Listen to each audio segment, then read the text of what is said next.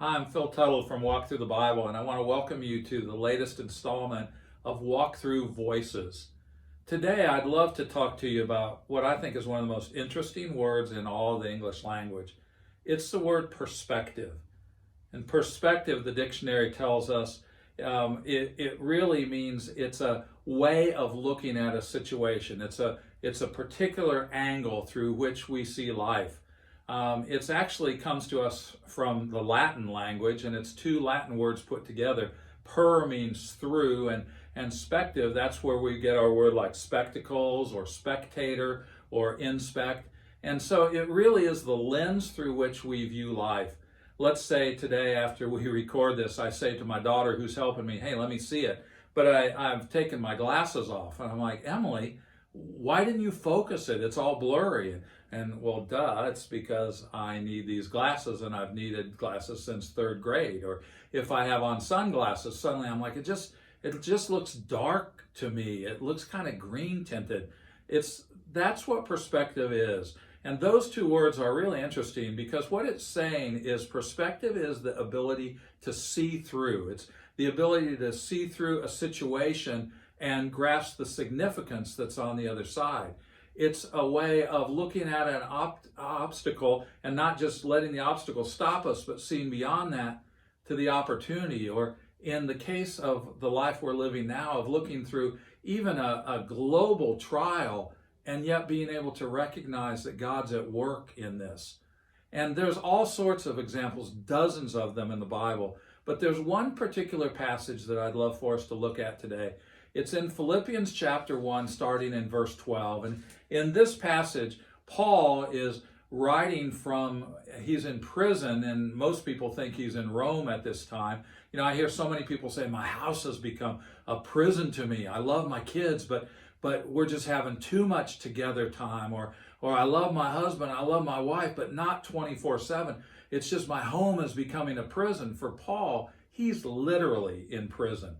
And this is the worst possible thing that could happen, not to him personally, but also to the cause of Christ, the spread of the gospel. He's the best church planter. He's the best theologian. He's wrote more of the New Testament than anybody else. And oh no, Paul's in prison. And he writes about that in verse 12 of Philippians 1. He says, I want you to know, brothers, that what has happened to me has really served to advance the gospel. What? If there's one thing that's holding the gospel back, it's Paul not having his freedom. What does he mean? He explains it in the next verse, verse 13.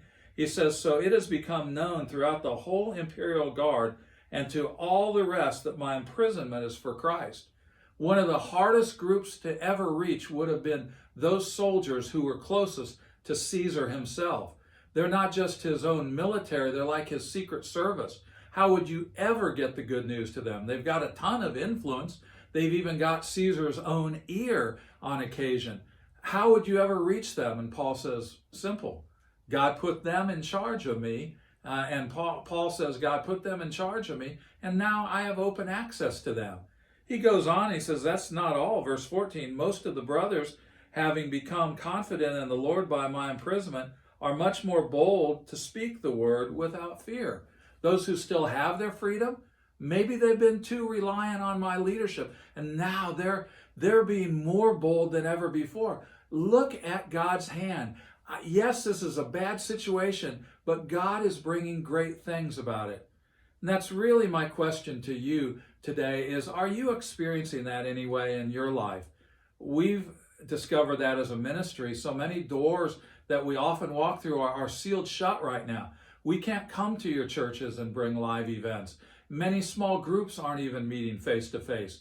But yet God has shown our leadership team and our global partners working in nearly 130 countries new ways, leveraging technology as never before. And if you didn't get to see Step Into the Story, which takes our Old Testament and presents it so families can all experience it together from the comfort of their home, if you'll just check out the links there down below, walkthrough.org/step into the story, that's still up on YouTube or Facebook.